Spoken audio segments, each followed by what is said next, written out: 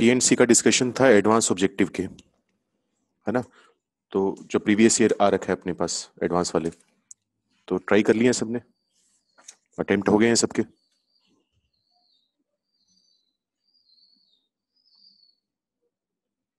जो डिस्कशन था अपना जेई एडवांस प्रीवियस ईयर्स वाला, वो डिस्कशन हो गया सबका, मतलब ट्राई हो गया, सबके अटेम्प्ट कर लिए। ठीक है, तो मैं क्वेश्चन नंबर बोलूंगा, तुम ये चैट में लिख के भेज दो कि डाउट है या नहीं है। ठीक है, जैसे फर्स्ट क्वेश्चन डाउट है किसी का?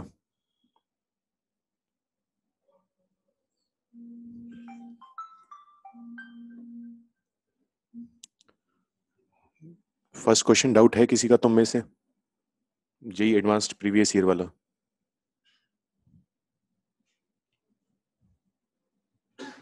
अरे जल्दी से रिप्लाई करो।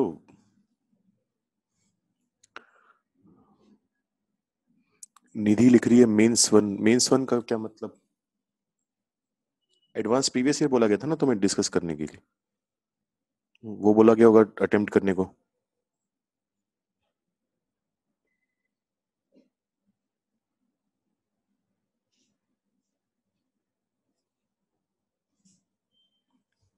चलो बताओ, सेकंड क्वेश्चन डाउट है फिर किसी का, जेई एडवांस प्रीवियस ईयर्स वाले? नहीं, जो जेई एडवांस प्रीवियस ईयर वाला क्वेश्चन है, तुम्हें कौन सा बोला गया था कि डिस्कस होगा अभी आज? वही डिस्कस कर लेते हैं। कौन सा सेक्शन बोला था डिस्कस करने को? Advance previous year. हाँ बच्चों, उसी में से पूछ रहा हूँ फिर मैं, कि फर्स्ट डाउट है किसी का। तो इसमें तुम्हें बोला गया था कि एक रेक्टेंगल है अपने पास,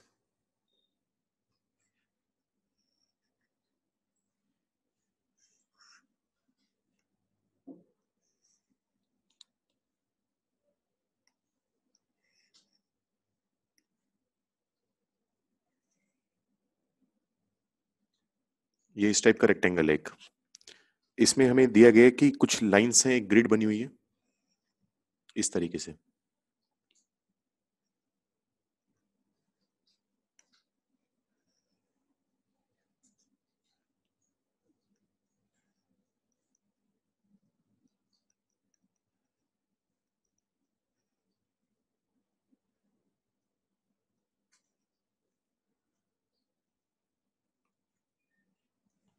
ठीक है, इस तरीके से यहाँ पर लाइंस बनी हुई है।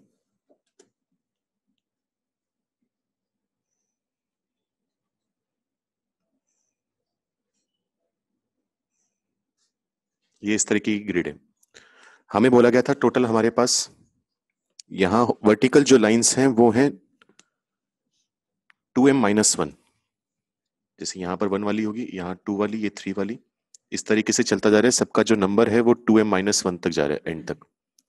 और जो हमारे पास हॉरिजॉन्टल लाइंस हैं वो हैं 2n-1, वो भी। तो यहाँ ये पहली लाइन होगी हमारे पास, ये सेकंड लाइन, ये थर्ड लाइन, ये फोर्थ, इस तरीके से चलता जा रहा है, 2n-1 तक जा रहे हैं। ठीक है, तो सॉरी, इसमें बोला गया हमारे पास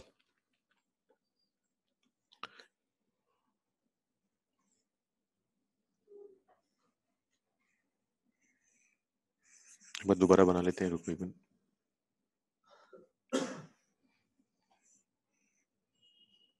ये रेक्टेंगल, इसमें कुछ वर्टिकल लाइंस है अपने पास और कुछ इस तरीके से हॉरिजॉन्टल लाइंस है।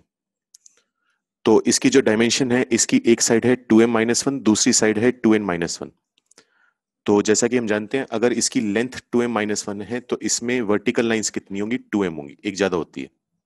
तो वो नंबर ऑफ लाइंस नहीं, हमें उसकी डायमेंशन दिए हुए हैं। तो टोटल 2m वर्टिकल लाइंस होंगी। अगर उसकी हाइट 2n-1 है तो उसकी हॉरिजॉन्टल लाइंस कितनी होंगी? 2n। तो ये पहली लाइन, ये दूसरी, ये तीसरी, फोर्थ, इस तरीके से चलता जाएगा, n है। हमें बोला गया है हमें ऐसे रेक्टेंगल्स बताने हैं जिनकी साइड लेंथ क्या हो? ओड हो। साइड लेंथ ओड होने का मतलब क्या होगा? उसकी लेंथ भी हमारे पास ओड आनी चाहिए, और जो उसकी हाइट है या कह लो ब्रेड्थ है, वो भी ओड आनी चाहिए।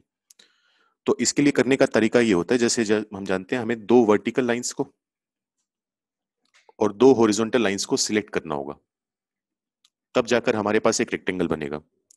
तो मान लो मैं 1 वाली और 2 वाली लाइन को सिलेक्ट करूं, तो इससे इनके बीच में जो लेंथ आएगी, जो डिस्टेंस आएगा, वो कितना आएगा? 2 - 1 1 आएगा। इसी तरीके से अगर हम मान लो बात करें 3 वाली की और 5 वाली की, अगर हम इन दोनों को सिलेक्ट करते हैं तो इनके बीच का जो डिस्टेंस होगा वो अपने पास 2 होगा, यानी इवन आएगा। तो जब भी हमें डिस्टेंस निकालना होगा तो हम जो लाइंस के नंबर हैं उनको माइनस कर देंगे। तो क्योंकि हमें लेंथ ओड चाहिए, लेंथ ओड निकालने के लिए हम क्या करेंगे, ऐसी दो लाइन लेंगे जिसमें से एक लाइन का नंबर तो इवन होगा और दूसरी लाइन का नंबर ओड होगा, ताकि जब हम इवन माइनस ओड करें तो हमारे पास ओड आ जाए, और अगर ओड आएगा तो उसकी लेंथ भी ओड आ जाएगी। तो इसलिए हम क्या करेंगे, जितनी भी वर्टिकल लाइंस हैं उनको दो पार्ट्स में डिवाइड कर देंगे। ऐसी लाइंस जिनका नंबर इवन है कौन कौन सी होंगी? 2 4 6 8 and so on up to 2m। और ऐसी लाइंस जिनका नंबर ओड है ये होंगी 1 3 5 7 से लेकर 2m-1 तक। तो ऐसी m लाइंस होंगी यहाँ पर इवन वाली, ऐसी m लाइंस होंगी ओड वाली। जैसा काम हमने वर्टिकल के लिए किया है बिल्कुल वैसा ही काम हम हॉरिजॉन्टल के लिए करेंगे। हॉरिजॉन्टल में हमारे पास टोटल लाइंस हैं 2n, उनको भी दो पार्ट्स में डिवाइड कर लेंगे, कुछ इवन होंगी कुछ ओड वाली होंगी। इवन वाली होंगी हमारे पास 2 4 6 8 अप टू 2n, तो टोटल n लाइंस ऐसी होंगी। और ओड वाली होंगी 1 3 5 7 से लेकर 2n-1 n लाइंस ऐसी होंगी। अब देखो सिलेक्शन करने का तरीका क्या होगा। अगर हमें लेंथ को ओड बनाना है तो जैसा कि मैंने कहा हमें एक इवन वाली लाइन का सिलेक्शन करना होगा और एक ओड वाली लाइन का सिलेक्शन करना होगा। तो इवन वाली m लाइंस में से एक लाइन का सिलेक्शन करने का तरीका MC1। ओड लाइंस हैं हमारे पास m, उनमें से एक लाइन का सिलेक्शन करेंगे तो तरीका MC1। ये तो बात हुई लेंथ की। अगर हम ब्रेड्थ को ओड बनाना चाहेंगे तब भी हमें क्या करना होगा, एक इवन वाली लाइन और एक ओड वाली लाइन। n इवन लाइंस में से एक लाइन चुनने का तरीका NC1, n ओड लाइंस में से एक लाइन सिलेक्ट करने का तरीका NC1। तो ये बन जाएगा m into M into N into N. तो ये आ जाएगा m का स्केयर इंटू n का स्केयर। ये हमारे पास टोटल नंबर ऑफ रेक्टेंगल्स होंगे जिनमें दोनों की दोनों साइड लेंथ्स ओड होंगी, यानी यहां पर सी ऑप्शन करेक्ट हो जाएगा। अब जल्दी से बताओ कि समझ में आया या कोई डाउट है इसमें, कुछ पूछना हो। लास्ट रिपीट करना, ज्योतिरादित्य। ठीक है।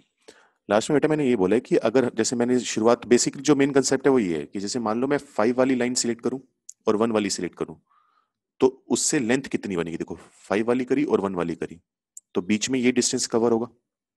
तो वो डिस्टेंस निकालने का सिंपल तरीका क्या है, 5-1 कर दो तो 4 आ जाएगा। ठीक है। तो इसी तरीके से हमें लेंथ और ब्रेड्थ दोनों डिसाइड करनी है इसकी। तो लेंथ ब्रेड्थ डिसाइड इस तरीके से करनी है कि दोनों ओड आए। अब दो नंबर का डिफरेंस ओड तभी आ सकता है जब एक नंबर उनमें से इवन हो एक ओड हो। तो हमने सारी लाइंस को इस तरीके से दो कैटेगरी में डिवाइड कर दिया, इवन ओड की।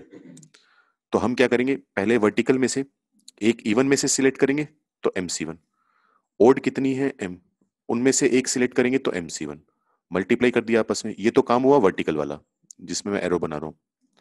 हॉरिजॉन्टल के लिए जब काम करेंगे तो जो n इवन लाइंस हैं उनमें से एक का सिलेक्शन, जो n वर्ट ओड लाइंस हैं उनमें से एक का सिलेक्शन, मल्टीप्लाई कर दिया तो ये काम हुआ हॉरिजॉन्टल का। सबको आपस में मल्टीप्लाई कर देंगे तो रेक्टेंगल आ जाएगा। क्योंकि अगर तुम दो वर्टिकल लाइन सिलेक्ट करोगे, दो हॉरिजॉन्टल लाइन सिलेक्ट करोगे, तभी जाकर तुम्हारे पास एक रेक्टेंगल तैयार हो पाएगा। ठीक है। और एक बात और बता दो, सबके पास क्वेश्चन बैंक या मॉड्यूल जो भी बोलते हो वो है ना सबके पास सामने खुला हुआ?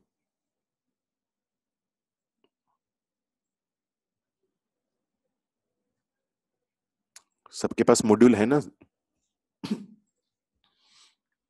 ठीक है। तो यहाँ पर सॉल्यूशन ही है, साथ साथ ही अपने डिस्कस करेंगे, साथ साथ मैं लिखूंगा। तो वो क्वेश्चन देखते रहना अपना कि क्या क्वेश्चन लिखा हुआ है।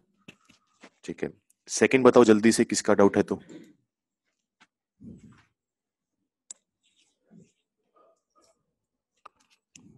जल्दी से रिप्लाई करो, सेकंड क्वेश्चन किसी का डाउट है तो। ठीक है, रितिका कह रही है डाउट है। तो यहां पर हमारे पास बोला गया है कि RST, पहले तो इंफॉर्मेशन लिखते हैं क्या क्या गिवन है। सबसे पहले बोला गया RSOT, ये तीनों नंबर हमारे पास प्राइम नंबर्स हैं। इसके बाद बोला गया कि पी और क्यू दो पॉजिटिव नंबर्स हैं और हमें उनका एलसीएम चाहिए। पी और क्यू कोई भी दो रैंडम नंबर है, हमें उनका एलसीएम बनाना है और उनका एलसीएम हमें चाहिए सॉरी आर स्क्वायर, टी की पावर 4 और एस का स्क्वायर। तो पूछा हुआ है ऐसे कितने ऑर्डर्ड पेयर बन सकते हैं पी कोमा क्यू के। तो पहली बात तो जब हम बचपन वाली बात याद करेंगे कि एलसीएम निकालते कैसे हैं। जैसे मान लो अगर मैं तुम्हें बोल दूं 2 की पावर 2 है, 3 की पावर 3 और 5 की पावर 1 है, ये एक प्राइम नंबर प्राइम फैक्टराइजेशन करने के बाद नंबर आया हुआ है। दूसरा नंबर मान लो 2 की पावर 4, 3 की पावर 1 और 7 की पावर 3 है। ये दो नंबर है। तो अगर हमें एलसीएम निकालना होता था बचपन में, हम क्या करते थे, हर प्राइम नंबर की हाईएस्ट पावर लेते थे। जैसे यहाँ 2 की पावर 2 है, यहाँ 2 की पावर 4 है, तो एलसीएम लेते वक्त हाईएस्ट पावर आएगी 4। ठीक है, यहां पर भी काम करते हैं, 7 की पावर 3 ले लेते हैं। यहाँ पहले नंबर में 3 की पावर 3, यहाँ 3 की पावर 1, तो बड़ी पावर कौन सी है 3, तो वो लिख लेंगे। यहाँ 5 की पावर 1, यहाँ नहीं है तो 0 है, तो बड़ी पावर 1 होगी, वो आ गई। 7 की पावर दोनों में 3 है, तो ना तो कोई बड़ा है ना छोटा है, तो वही पावर आ जाएगी जो इक्वल है। तो ये तरीका हम जानते हैं एलसीएम लेने का, 6-7 से पढ़ते आ रहे हैं। सेम कंसेप्ट हम यहाँ पर लगाने की कोशिश करेंगे। मान लो यहाँ पर एक नंबर है, दूसरा नंबर ये रहा, तो हमें एलसीएम ये चाहिए कि एलसीएम में आर जो प्राइम नंबर है, कोई भी आर नंबर होगा 2, 3, 5, 7 प्राइम नंबर, उसकी पावर हमें 2 चाहिए। अगर एलसीएम में पावर 2 आ रही है आर की, तो इसका मतलब कोई ना कोई ऐसा नंबर होगा जिसमें आर की मैक्सिमम पावर 2 हो, दोनों में से 2 से ऊपर नहीं जा सकती। जैसे मान लो अगर किसी में आर स्क्वायर है, दूसरे में आर क्यूब है, तो दोनों में से बड़ी पावर कौन सी है, आर क्यूब है, तो एलसीएम में आर क्यूब आ जाएगा। मतलब हमें ये गारंटी है कि पी और क्यू में से किसी एक नंबर के पास आर स्क्वायर होगा और दूसरे के पास उतनी ही पावर या उससे छोटी पावर होगी। ठीक है, बड़ी पावर नहीं हो सकती। तो क्या क्या पॉसिबिलिटी बन सकती है कि किसी एक के पास आर स्क्वायर हो, दूसरे के पास आर की पावर 0, किसी के पास आर स्क्वायर हो, दूसरे के पास आर की पावर 1, किसी के पास आर स्क्वायर और दूसरे के पास भी आर स्क्वायर। इन तीनों केस में आर की मैक्सिमम पावर 2 आएगी और एलसीएम आर स्क्वायर आ जाएगा। अब हमें यह भी डिसाइड करना पड़ेगा कि आर स्क्वायर किसको मिल रहा है और आर की पावर 0 किसको मिल रहा है।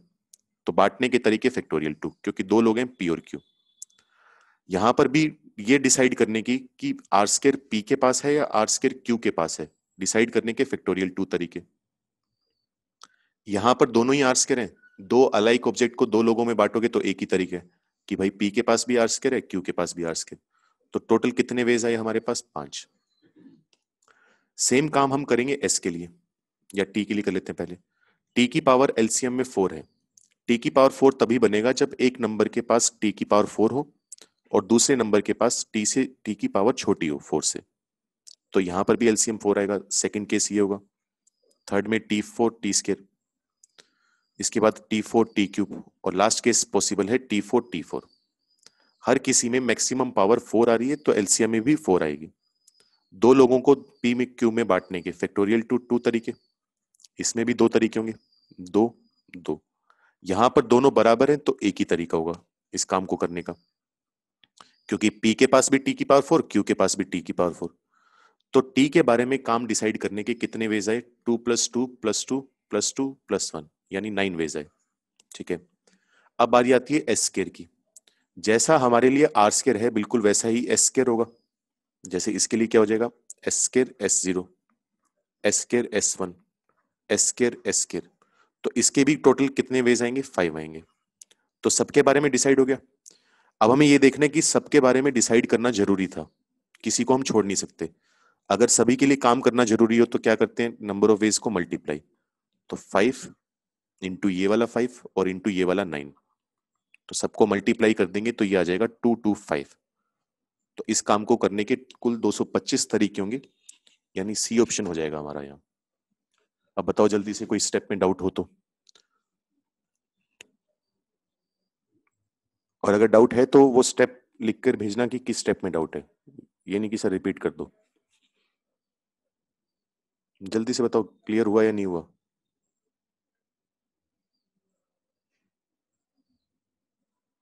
9 कैसे आया सर।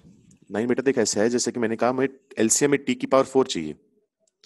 तो अगर मान ले मैं पावर 4 से कम ले लूं, जैसे टी स्क्वायर ले लिया और टी क्यूब ले लिया, तो एलसीएम में कितना आएगा, टी क्यूब ही आ पाएगा। क्योंकि अगर पावर मैक्सिमम 3 मिल रही है तो पावर 3 लेनी पड़ेगी अपने को। तो पावर 4 तो तभी आ पाएगी ना जब किसी ना किसी एक के पास पावर 4 हो। तो इसलिए हमने यहाँ पर पहले वाले को टी की पावर 4 दिया हुआ है हर जगह, ऊपर से लेकर नीचे तक।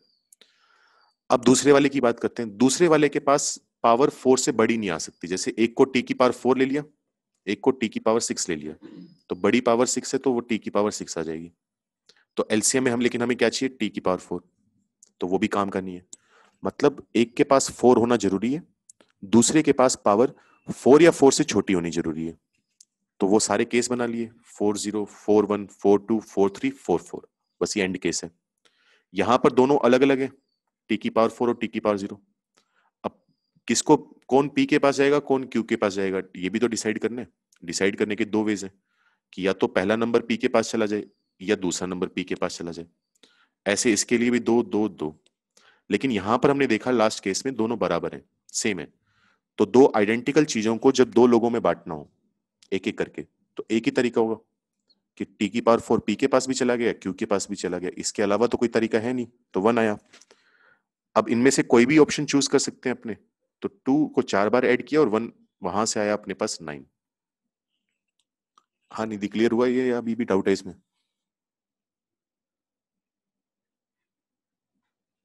ठीक है, तो स्क्रीनशॉट तुम ले सकते हो जो तुम्हें आंसर चाहिए हो। बाकी जब यूट्यूब पे अपलोड होगा तो वहां पर भी स्क्रीनशॉट ले सकते हो, नोट कर सकते हो। चलो जल्दी से बताओ, थर्ड क्वेश्चन डाउट है या हो गया? सॉरी, चलो डाउट नहीं है। फोर्थ क्वेश्चन बताओ, फोर्थ क्वेश्चन किसका डाउट है तो?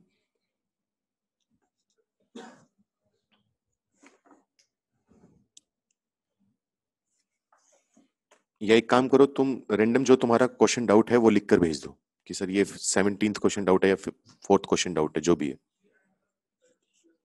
किसी ने बोला है 5, 6, 11 और 15। ठीक है, तो पहले ये डिस्कस कर लेते हैं, उसके बाद किसी का बच जाएगा तो वो डिस्कस कर लेंगे।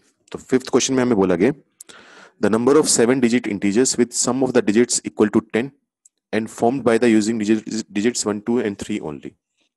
तो सबसे पहले तो हमें 7 डिजिट का नंबर चाहिए, 1, 2, 3, 4, 5, 6, 7। लेकिन दिक्कत क्या है, सिर्फ 1, 2 और 3 का यूज ही कर सकते हैं, और किसी का यूज नहीं कर सकते। तो ऑब्वियसली अगर 7 डिजिट का नंबर है और सिर्फ इन डिजिट्स को यूज करना है तो रिपीटेशन तो होगा ही होगा, तो उसको बोलने की जरूरत नहीं है, पहली बात। अब हर डिजिट की मिनिमम वैल्यू कितनी होगी, 1 तो लेना ही पड़ेगा ना, 1 से छोटा तो ले नहीं पाएंगे।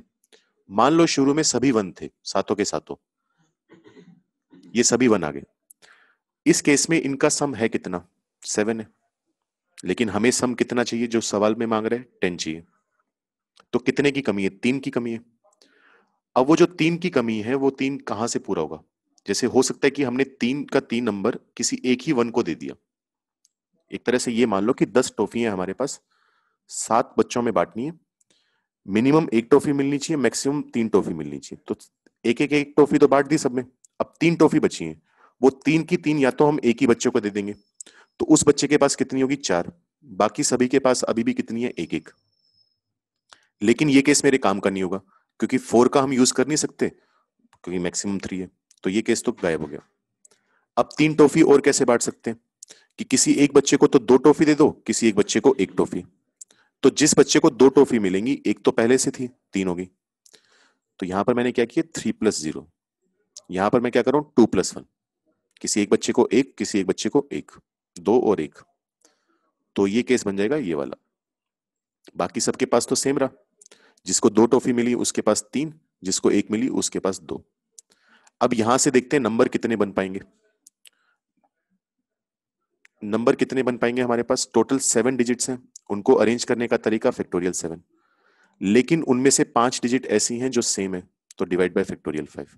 ये तो आया पहले केस का आंसर। अच्छा, 3 टॉफी बांटने का और क्या तरीका हो सकता है कि हम 3 अलग अलग बच्चों को एक एक टॉफी दे दें। तो जिन 3 बच्चों को एक एक टॉफी मिलेगी, उनके पास एक पहले से थी, एक और आ गई। तो टोटल कितनी होगी, उनके पास 2। बाकी लोगों के पास उतनी ही टॉफी है। ये डिजिट्स तैयार होगी। तो देख सकते हो दोनों केस में 1, 2, 3 का ही यूज कर रहे हैं, और डिजिट्स का सम 10 आ रहा है अपने आप। तो अब इनको अरेंज करना होगा नंबर बनाने के लिए। तो टोटल 7 डिजिट्स हैं अपने पास, लेकिन उसमें से 3 ऐसी हैं जो अलाइक हैं, 2, 2, 2। और 4 बार 1 लिखा हुआ है तो वो अलाइक है, तो divide by factorial 4। Arrangement of alike objects का यूज किए, ये केस आ गया। दोनों जगह से वैल्यू निकाल लोगे, ऐड कर लोगे, आंसर आ जाएगा। बताओ जल्दी से, समझ में आया? कोई डाउट है या नहीं है? फिफ्थ वाला बताओ जल्दी से पहले, इसमें कोई दिक्कत हो किसी को? किसका डाउट था, असमन या आसमान खान? हाँ बच्चे, डाउट है तेरा या हो गया क्लियर ये? तो सिक्स्थ में हमें बोला गया कि एक सेट है एस जिसमें एलिमेंट्स हैं 1 2 3 4 नंबर्स हैं। तो पहले तो वो लिख लेते हैं इन्फॉर्मेशन जो दी हुई है।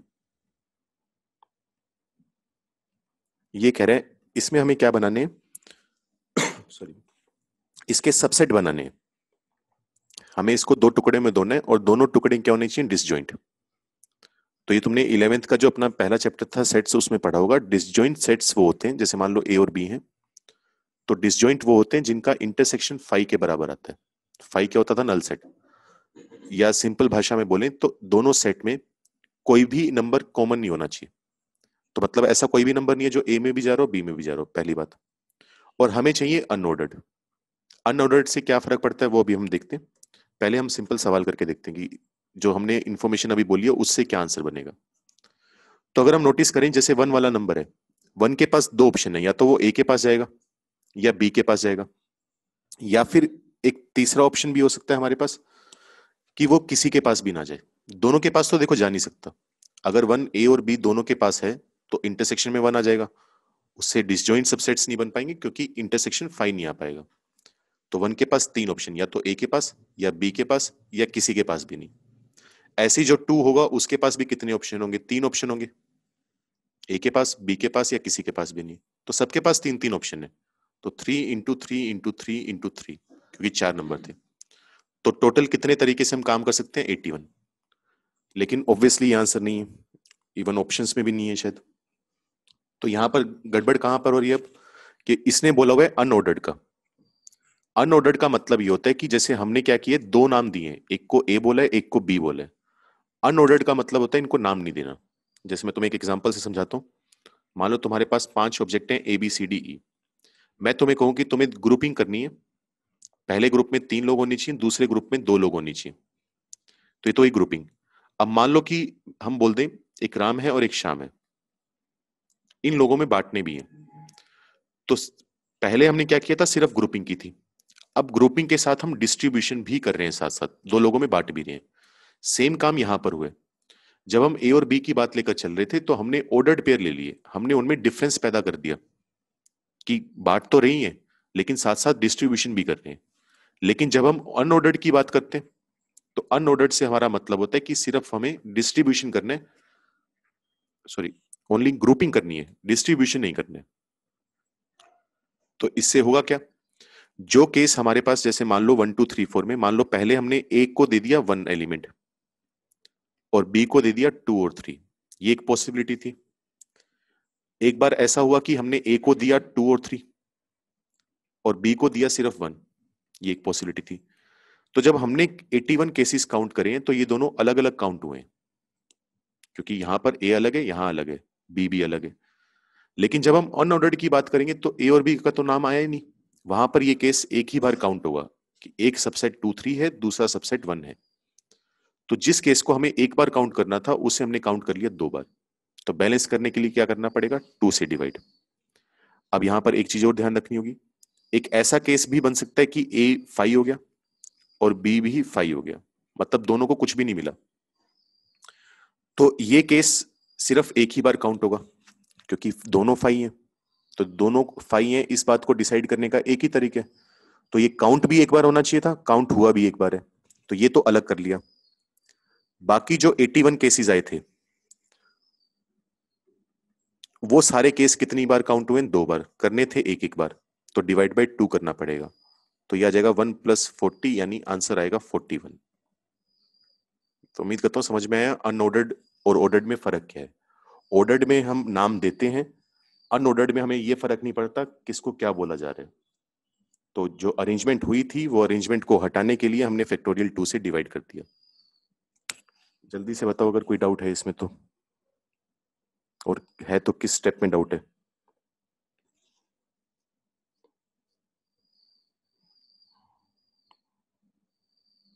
आसमान बच्चे क्या लिख रहे हैं? नो सर का मतलब समझ में नहीं आया, डाउट है?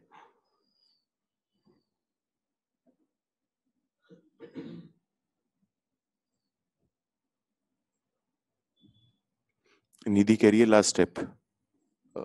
लास्ट स्टेप देखो, 81 तो चलो समझ में आ ही गया होगा। दोबारा बताता हूँ। जैसे मैंने कहा, जो हमने काम किए वहां पर नाम दिए हैं, जो अनऑर्डर्ड पूछा गया उसमें सिर्फ ग्रुपिंग पूछी गई है, वो नाम नहीं चाहता, वो उन दोनों में कोई फर्क नहीं पैदा करना चाहता। तो हमने कहा जब हमने काम किया तो एक केस जो काउंट करना था हमें, वो हमने 2 बार काउंट किए, एक ये वाला और एक ये वाला। तो बैलेंस करने के लिए क्या करना पड़ेगा? 2 से डिवाइड करना पड़ेगा। तो पहले हमने देखा कि अगर मान लो ए भी 5 है, बी भी 5 है, दोनों 5 है, तो इस चीज को डिसाइड करने का तो एक ही तरीका है। तो ये काउंट एक बार हुआ है, एक बार ही होना चाहिए था, तो इसको तो अलग से लिख लिया 1, इस केस को। 81 में से जो बाकी केस बच गए, 81 - 1, वो सभी केस 2 2 बार काउंट हुए थे। तो असली में कितनी बार आ रहे होंगे ये पता करने के लिए 2 से डिवाइड करना पड़ेगा। जैसे मान लो मैं तुम्हें बोलूं कि मैंने कुछ लेटर्स है मेरे पास, उनको मैंने 2 2 बार काउंट कर लिया और टोटल 8 लेटर है। तो तुम्हें पता है कि अगर 4 होंगे तभी तो 2 2 बार काउंट करने के बाद 8 लेटर आएंगे। वैसे ही अगर टोटल हमारे पास 81 - 1 केसेस हैं, हर किसी को 2 2 बार काउंट किए, तो बैलेंस करने के लिए 2 से डिवाइड करना जरूरी है। तो वो करके हमारा आंसर आया 41। ठीक है। बाकी अगर अभी भी किसी का डाउट हो तो तुम्हारे पास नंबर है मेरा, व्हाट्सएप नंबर, उस पर भेज देना, वहां पर थोड़ा और डिटेल में बता दूंगा। चलो नेक्स्ट क्वेश्चन पे बढ़ते हैं। नेक्स्ट हमें बोला गया 11th। इसमें हमें बोला गया कि एक सर्कल है,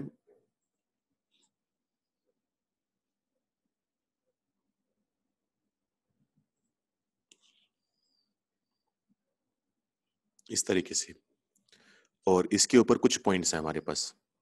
टोटल कितने पॉइंट्स हैं? n पॉइंट्स, 1 2 3 4 5, ये चलती जा रही कहानी। और हमारे पास है n पॉइंट्स इस तरीके से। अब ये कह रहा है कि हमने इन पॉइंट्स को ज्वाइन करा है, और ज्वाइन करने का तरीका क्या है कि जो एडजेसेंट पॉइंट्स हैं, जो एक साथ आने वाले पॉइंट्स हैं, उनको तो ज्वाइन करें ब्लू लाइन से। जैसे 1 और 2 को ब्लू लाइन से करेंगे, 2 और 3 को भी ब्लू लाइन से, 3 और 4 भी ब्लू लाइन से, 4 5 इस तरीके से चलता जाएगा। ठीक है। फिर ये कह रहा है कि जो हमारे पास एडजेसेंट नहीं है, जो बाकी के जो पेयरिंग बनेगी उनको रेड लाइन से ड्रॉ किया गया है। जैसे अगर 1 और 3 की बात करें तो 1 और 3 एडजेसेंट नहीं है, इनको रेड से ज्वाइन कर दिया। जैसे 1 और 4 ये भी एडजेसेंट नहीं है, इनको भी रेड से करेंगे, 1 और 5 को भी। तो ये कह रहा है कि जितनी हमारे पास ब्लू लाइंस हैं उतनी ही रेड लाइंस हैं। तो अब बताओ एन की वैल्यू कितनी आएगी, ये बात हमें बोली गई है। तो सबसे पहले तो बात करते हैं कि इसमें अगर तुम नोटिस करोगे तो सब पॉइंट्स को अगर जोड़ दिया जाए, जैसे जो ब्लू वाली मैं बना रहा हूं उसको ध्यान दो, उस पर सिर्फ, अगर सिर्फ उनको जोड़ दिया जाए तो ये एक पॉलीगन बनेगा एन साइड का। ठीक है। तो एन साइड का पॉलीगन है, उसमें कितनी साइड बनेंगी? एन साइड बनेगी, क्योंकि जितनी हमारे पास पॉलीगन की साइड्स हैं वही ब्लू होंगी सिर्फ। तो ये आ गया। अगर नंबर ऑफ रेड लाइंस की बात करें तो ये तुम पढ़ते आए हो कि अगर टोटल एन पॉइंट्स हैं, लाइन बनाने के लिए हमें 2 पॉइंट का सिलेक्शन करना होगा। तो एन में से 2 पॉइंट का सिलेक्शन करने का तरीका NC2। ये तो आई टोटल लाइंस। उसमें से ब्लू हमें पता है पॉलीगन की साइड्स थी, तो एन तो हम पहले ले ही चुके हैं। तो जो बाकी बचेंगी सारी टोटल, वो क्या बचेंगी? Red lines बचेंगी। तो माइनस हमने यहां पर कर दिया एन, ये काम हो गया। इसको इधर ले आओ, 2n = NC2, जहां NC2 का मतलब होगा n इंटू n - 1/2। एन से एन कैंसिल कर देंगे, 2 उधर जाकर मल्टीप्लाई हुआ, 4 = n - 1, n आ गया 5। और यही हमसे पूछा गया था। तो जल्दी से बताओ कोई डाउट है इसमें? तो बस पॉलीगन की साइड, पॉलीगन पहचानने वाली बात थी कि पॉलीगन में साइड्स n होती हैं, और जो बाकी बच गई टोटल में से वो रेड लाइन से। जल्दी से रिप्लाई करो अगर कोई डाउट है तो। तो जो हमारे पास 15th क्वेश्चन है उसमें हमें एक सेट दिया गया है जिसमें नंबर्स हैं 1 से लेकर 9 तक।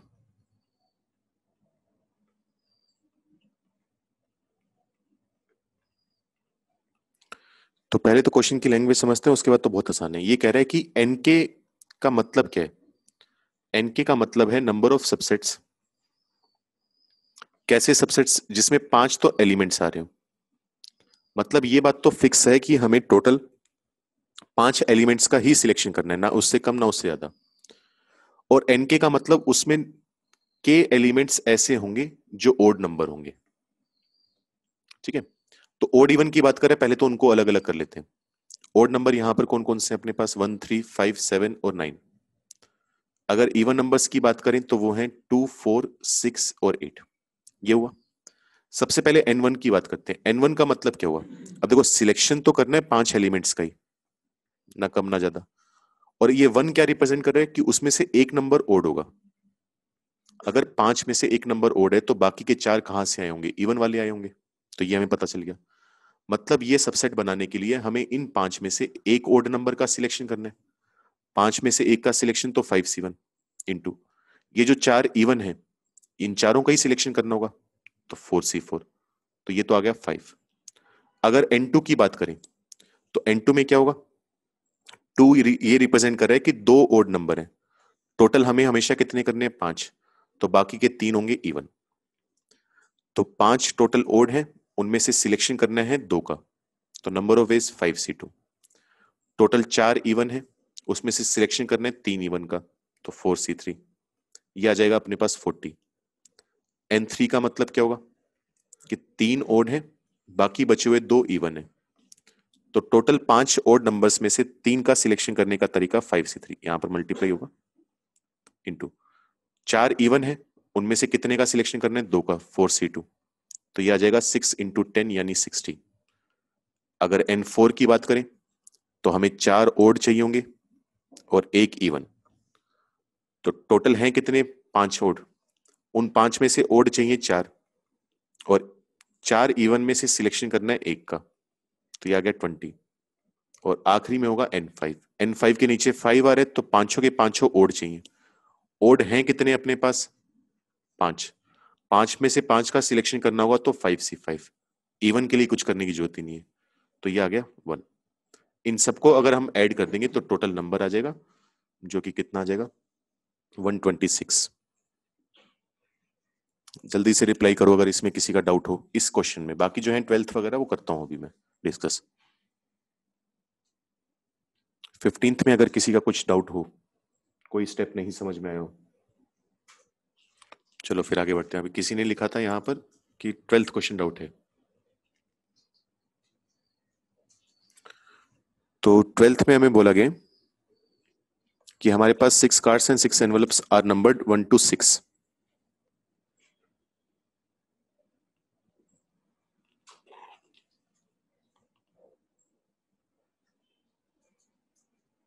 ठीक है,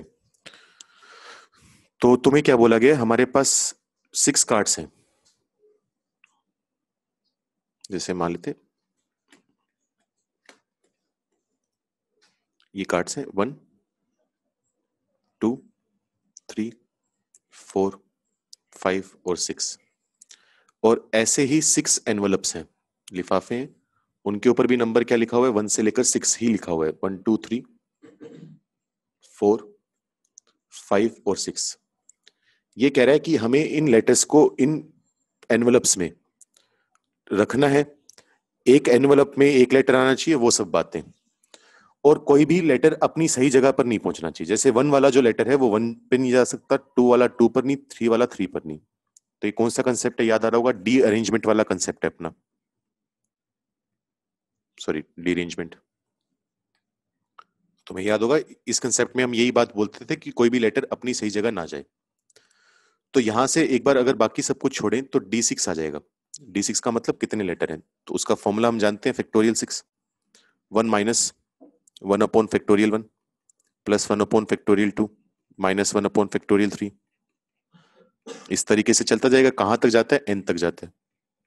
ये तो हमेशा कटते ही आए हैं। 720 आएगा। यहां पर आएगा 1/2 माइनस 1/6 प्लस 1/24 माइनस 1/120 प्लस 1/720।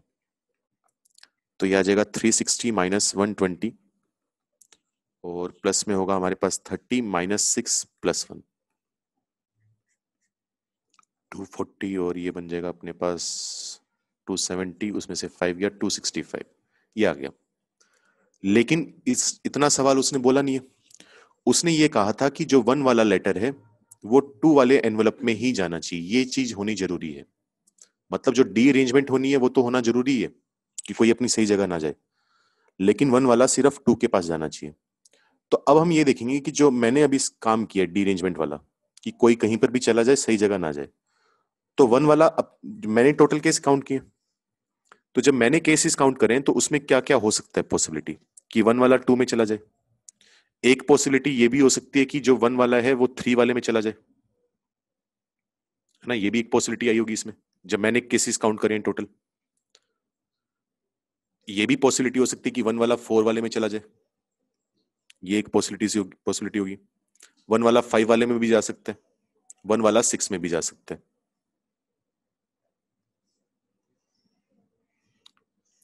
तो हमने जो केसेस काउंट करें, जितनी बार 1 2 में गया होगा उतनी ही बार 1 से 1 3 में गया होगा, उतनी ही बार 1 4 में, 5 में, 6 में। तो जितने 2 वाले केस है मैं बार बार बोल रहा हूं, उतने ही 3 वाले, उतने ही 4 5 और 6 वाले। तो मान लो टोटल 2 वाले x केसेस हैं, तो 3 वाले भी कितने होंगे x, 4 वाले भी x होंगे, 5 वाले भी x, 6 वाले भी x। इन सबको टोटल काउंट करके मैंने आंसर निकाला है 265। तो अगर सबको ऐड करें तो 5x होगा 265। यहां से मैं x निकाल सकता हूं 53। तो x आने का मतलब क्या आ गया, मेरे पास वो केसेस आ गए जब 1 वाला लेटर सिर्फ 2 वाले में जा रहे हैं, बाकी को हमने साइड में छोड़ दिया। तो ये तरीका होगा, पहले टोटल वाले निकाल लो, फिर ये देख लो कि कितने केसेस बन सकते हैं, उससे डिवाइड। तो बताओ जल्दी से अगर कोई डाउट है इसमें तो, लास्ट स्टेप फर्स्ट स्टेप कुछ भी इस क्वेश्चन में, बाकी तो जो है करते हैं अभी।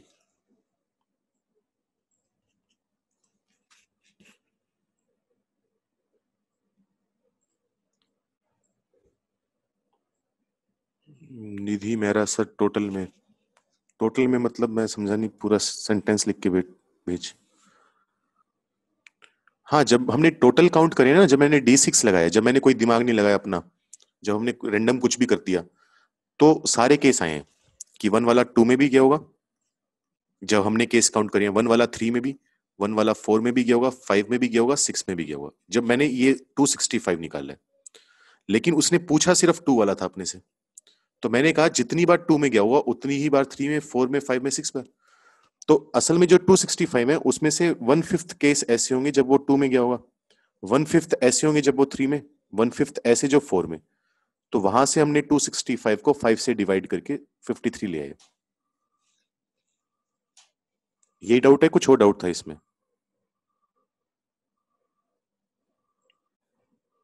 अच्छा, निधि का तो चलो आ गया, ओके सर। और बताओ अगर किसी को नहीं समझ में आया ये। चलो सबका हो गया। और 12th के अलावा कोई डाउट हो, कोई और क्वेश्चन?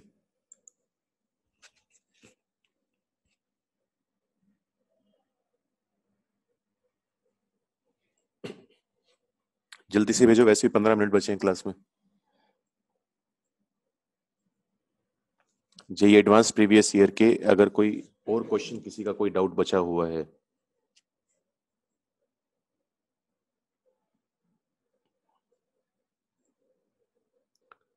ज्योतिरादित्य कह रहे हैं भाई 8th, 11th किसने लिखा है अभी ये? निधि बेटा 11th तो अभी मैंने डिस्कस किया थोड़ी देर पहले, पॉलीगन वाला, जिसमें हमने कहा था कि रेड लाइन है, ब्लू लाइन है, एन की वैल्यू 5 आई थी, N equal to NC2 - 5n, वो तो अभी डिस्कस किया हमने। ठीक है, और ज्योतिरादित्य ने बोला 8th क्वेश्चन।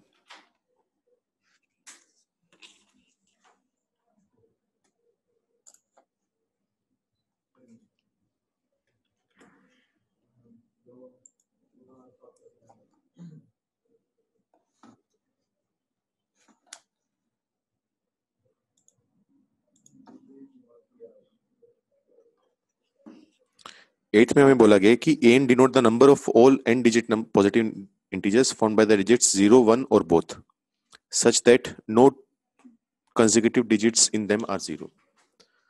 तो एन से हमने क्या किया, कुछ एन डिजिट के नंबर्स बनाए, सिर्फ किसका यूज करते हुए, 0 और 1 का, इसके अलावा कोई डिजिट यूज नहीं करनी। और इसने कहा है कि कोई भी जगह, किसी भी जगह दो कंसेक्यूटिव जीरो नहीं आनी चाहिए। पहले तो क्वेश्चन की जो इन्फॉर्मेशन है वो सारी लिखते हैं, नो टू कंसेक्यूटिव जीरोस। ठीक है, इसके बाद इसने बोला है bn जो है वो number of n digit integers है। कैसे n डिजिट है? जो an वाली प्रॉपर्टी तो फॉलो कर ही रहे हैं, मतलब bn में क्या करें, पहली बात तो क्या है, n डिजिट के नंबर है और वो एंड होना चाहिए उनका वन से। और जो an की प्रॉपर्टी है, जो an जो जो बातें फॉलो कर रहा है वो तो bn को फॉलो करनी करनी है। क्या क्या? कि जीरो और वन का ही यूज कर सकते हैं और कोई भी दो कंसेक्यूटिव जीरो ना आए। लेकिन एक एक्स्ट्रा कंडीशन लगा दी गई कि bn वन से एंड होगा। ऐसे ही जो cn है, cn में हमें बोला गया कि n डिजिट के वो नंबर बताओ जो जीरो से एंड हो रहे हो। और इसमें भी ये कंडीशन तो लगी नहीं है जो डब्बे में बना रहा हूं मैं, कि जीरो और वन का यूज करना है और कोई भी दो कंसेक्यूटिव जीरो नहीं होनी चाहिए। ठीक है, ये हमारे पास कंडीशन है। तो असल में एन जो होगा, एन में आखिरी में जीरो भी आ सकता था, वन भी आ सकता था। जो जीरो से एंड होने वाले हैं उनको सीएन में डाल दिया, जो वन से एंड होने वाले हैं वो बीएन में डाल दिया। तो यहां से सबसे पहले तो हम ये तो बता ही सकते हैं कि एन जो है वो बीएन प्लस सीएन के बराबर होगा। अगर वन वाले काउंट कर लूं, जीरो वाले काउंट कर लूं, जीरो से एंड होने वाले, तो टोटल एन वाले आ जाएंगे। अब बात करते हैं, अब एट्थ में बोला क्या गया, हमें क्या क्या कमेंट करवा रहा है हमसे। तो इसमें तुम्हें क्या नोटिस करना होगा, देखो मान लो अगर हम इसकी बात करें, एन की,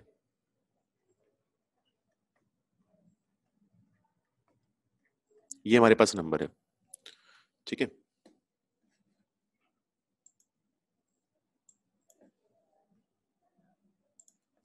तो इस नंबर के पास ऑप्शन क्या है, जैसे मान लो यहां तक कुछ भी आ गया।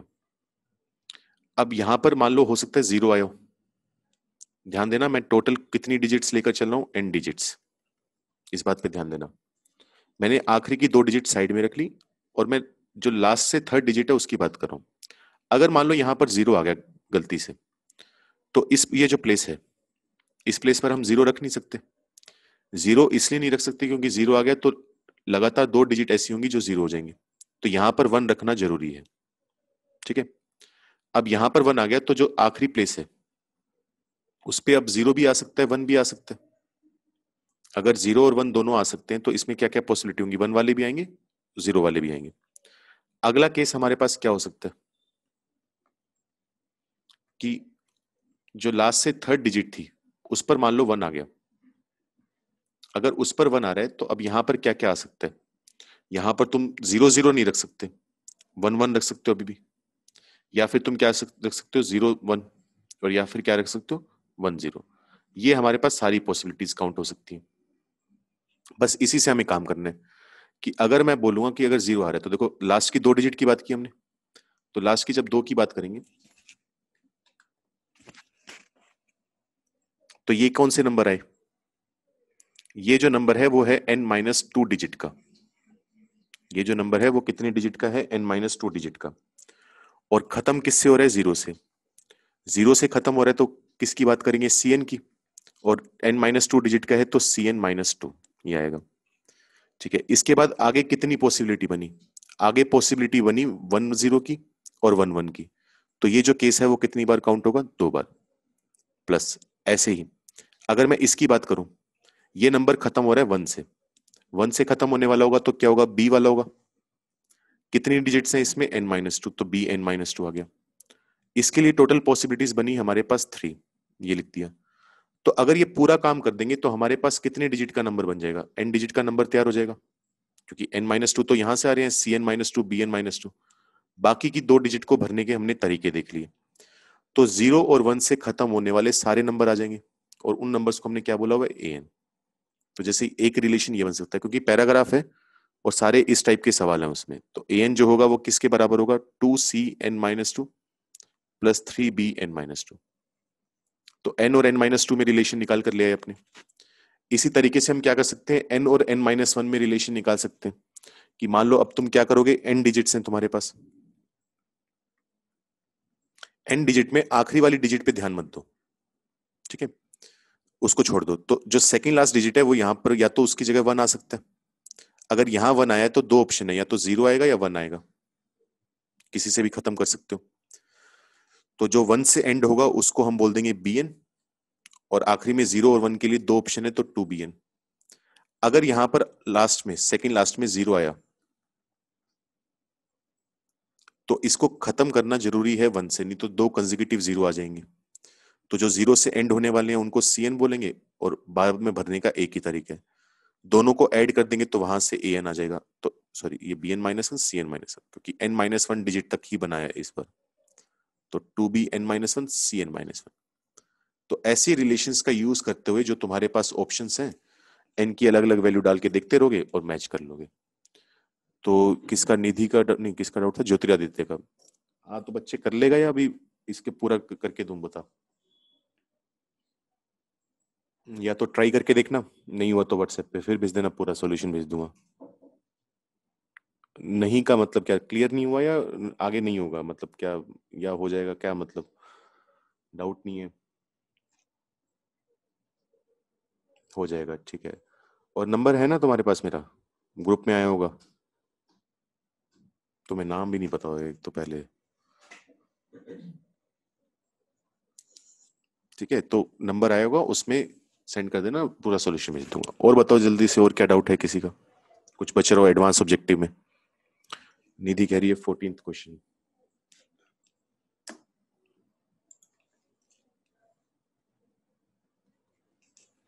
14th क्वेश्चन में बोला गया एक डिबेट क्लब है जिसमें 6 तो लड़कियां हैं 4 लड़के हैं।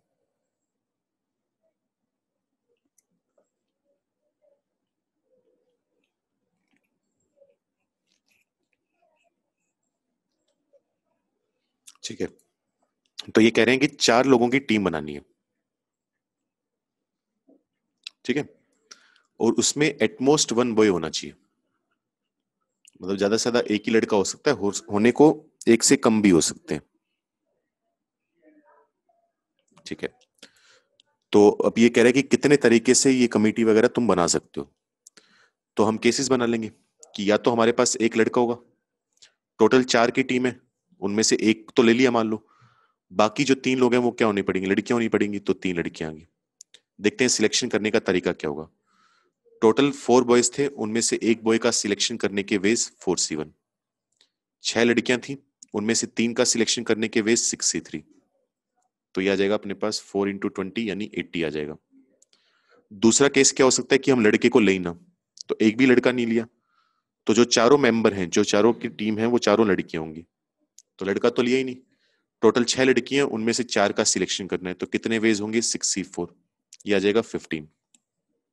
ठीक है, और एटमोस्ट 1 बॉय बोला है, एटमोस्ट ही बोले ना, हाँ एटमोस्ट 1 बॉय बोला है, तो और कोई केस आएगा नहीं 2 लड़कों या 3 लड़कों का।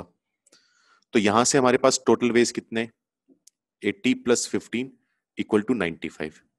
लेकिन अभी भी हमारा क्वेश्चन कंप्लीट नहीं हुआ। उसने बोला है क्वेश्चन में कि इन चारों लोगों में से जो कमिटी बन गई है या टीम बन गई है, उनमें से कैप्टन भी चुनना है इन चारों में से ही। तो मान लो 4 लोग सिलेक्ट हो चुके हैं हमारे पास, उन चारों को सिलेक्ट करने के वेज तो 95 आ ही चुके हैं। अब उनमें से कैप्टन सिलेक्ट करने के कितने तरीके होंगे, मान लो ये ए है, ये बी, सी और डी। तो या तो हम ए को कैप्टन बना सकते हैं, या बी को, या सी को, या डी को। तो कैप्टन बनाने के टोटल 4 वेज होंगे, तो इंटू 4, तो 95 × 4 ये आ जाएगा 380। तो ये आंसर होगा।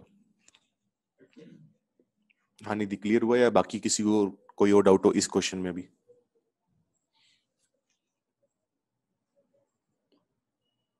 क्लियर है सर, ठीक है। और एडवांस प्रीवियस ईयर का कोई क्वेश्चन बच रहा हो, कोई डाउट रह गया वो भी।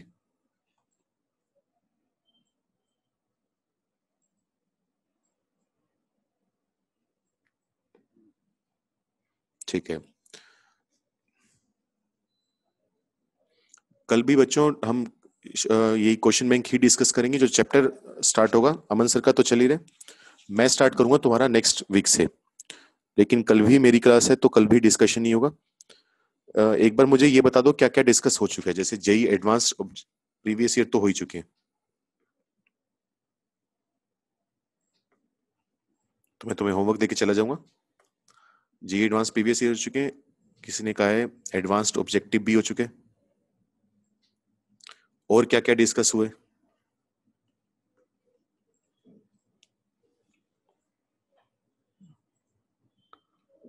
बस इतना ही, ठीक है। तो यही हुआ है सर बस। तो और कौन कौन सा सेक्शन तुम कर चुके हो जो तुम आगे डिस्कस करना चाहते हो, जो तुमने कर लिया है? अगर नहीं किया तो फिर मैं आज होमवर्क देता हूँ तो वो करोगे। अगर पहले से कोई सेक्शन कर लिया तो कल वो डिस्कस करेंगे अपने मेंस प्रीवियस ईयर। ठीक है, तो कल का तुम्हारा जो है अपना, हाँ तो कल का अपना है मेंस प्रीवियस ईयर।